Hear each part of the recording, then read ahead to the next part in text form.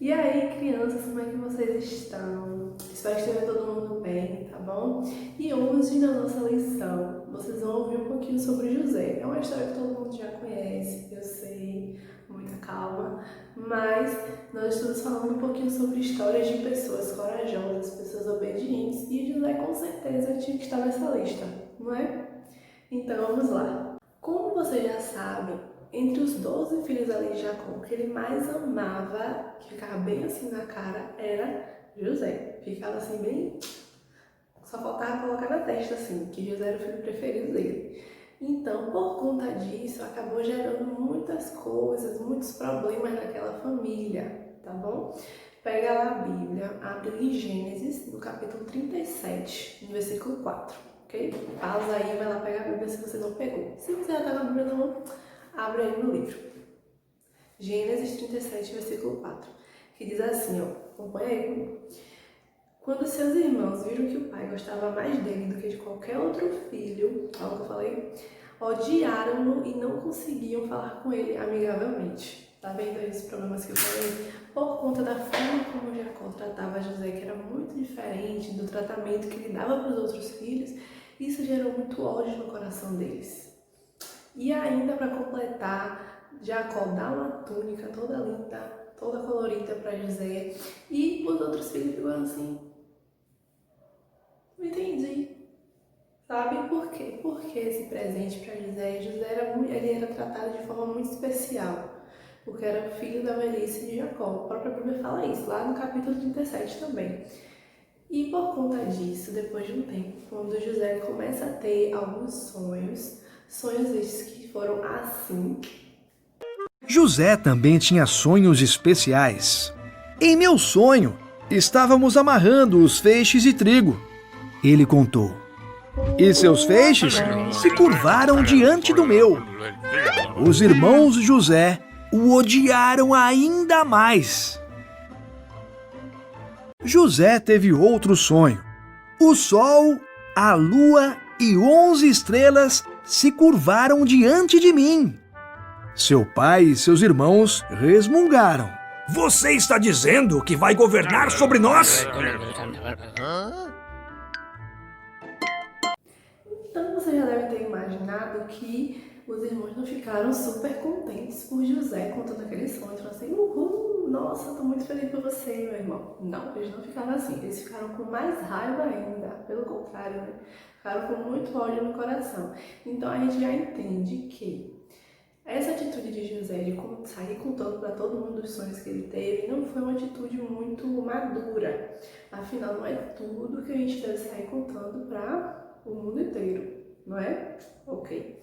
E por conta disso, já que os irmãos ficaram com mais raiva ainda, certa vez quando Jacó pediu que José fosse chamar os irmãos, quando José encontrou eles lá, eles simplesmente tiveram planos de matar José. Só que um dos irmãos, Rubem, ele pega e fala para não matar ele, que não era para matar José. Porém, eles pegam e fazem o quê? Arrancam a túnica de José, a túnica toda colorida, toda bonita que o pai deu a ele, e jogam José dentro de um poço. E aí? Depois disso, José é vendido como escravo e vai para lá no Egito. Sabe quantos anos José tinha? Quando ele foi vendido, ele tinha 17 anos. Ainda era adolescente, então imagine aí você ir parar num outro lugar, sem sua família, sem amigos, um lugar que você não sabe a língua, você não sabe como aquelas pessoas se comportam, não sabe de nada, zero. Porque você era como se fosse de outra região e fosse parar lá, fosse vendido, colocaram lá você em outro lugar. Imagine. Porém, mesmo assim, José ele nunca perdeu a fé em Deus e nunca perdeu a fé em Deus e nunca deixou de acreditar, né, que tudo ia dar certo. Nunca deixou de acreditar em Deus, nunca ficou murmurando. Vocês podem até reparar que na história de José, em nenhum momento a gente fala assim, José começou a reclamar porque tudo deu errado na vida dele. Meu Deus, eu fui vendido como escravo. Meu Deus, ele não ficava assim, ele não ficava se fazendo de vítima o tempo todo, apesar das coisas que começaram a acontecer, né? Porque é a partir daí que a história de José começa a ficar bem, um pouquinho mais pesada, porque acontecem muitas coisas difíceis na vida dele. Porque depois de ser vendido como escravo, lá ele vai parar lá no Egito, Potifar compra ele e vai parar lá na casa desse homem, que é um homem muito importante lá no Egito, porém eis que acontece uma coisa. Então, Potifar, ele começou a perceber que José, tudo que José fazia era muito abençoado, que tudo que ele fazia prosperava. Ele percebia que Deus estava com José. E por conta disso, ele confiou demais nele e deu um cargo de administrador, administrador dos bens da casa dele. Então, por conta disso, lá em Gênesis 39, no versículo 6, diz assim: assim deixou ele aos cuidados de José tudo o que tinha, e não se preocupava com coisa alguma, exceto com sua própria comida. Então, ele confiava demais, né, em José. Porém, a esposa de Potifar, ela começou a ver José com outros olhos. A Bíblia fala que José era um rapaz de boa aparência, então a gente entende que ele era bem bonito para a época. E por conta disso, essa mulher todos os dias insistia, indo atrás de José, mas José sabia que aquilo era errado, sabia que seria pecar contra Deus, sabia que se ele fizesse alguma coisa também estaria quebrando a confiança que Potifar depositou nele. Então, ele sempre fugia daquela mulher, ele não ficava perto dela. Porém, ela sempre insistia e um dia, quando ela puxou José pelo manto dele, José, que não é besta, saiu correndo, vazou. Mas é claro que quando Potifar chegou, vocês acham que a bonita contou como a história? Ela mentiu, né? Ela contou que foi José que tentou alguma coisa com ela e não que foi ao contrário. Mentira, mentirosa. Isso é muito feio. E por conta disso, Potifar acabou acreditando na esposa e José foi parar lá na prisão. Tá vendo aí que eu falei que a história de José, depois que ele vai parar no poço, ele vai pro poço, depois é vendido como escravo, depois você pensa que, nossa, tá tudo de boa na vida dele, né?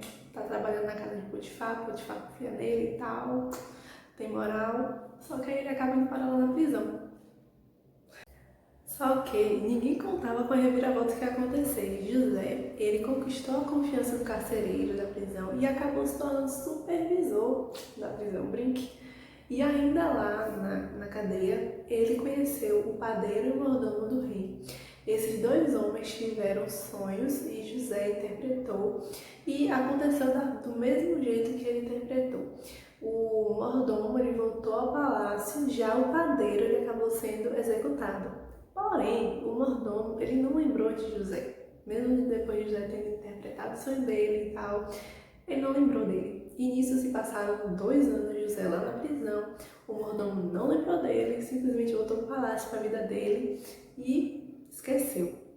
Mas, depois desses 2 anos, Faraó teve 2 sonhos, que vocês já conhecem também muito bem, e ninguém conseguia explicar esses sonhos. Ninguém entendia esse sonho de Faraó. Então foi aí, só aí, depois de 2 anos, que o mordomo veio lembrar de José e falar que quando ele estava lá na prisão, junto com o mordomo, eles tiveram um sonho, cada um teve um sonho, e esse homem que estava lá junto com eles, esse homem era José, tá?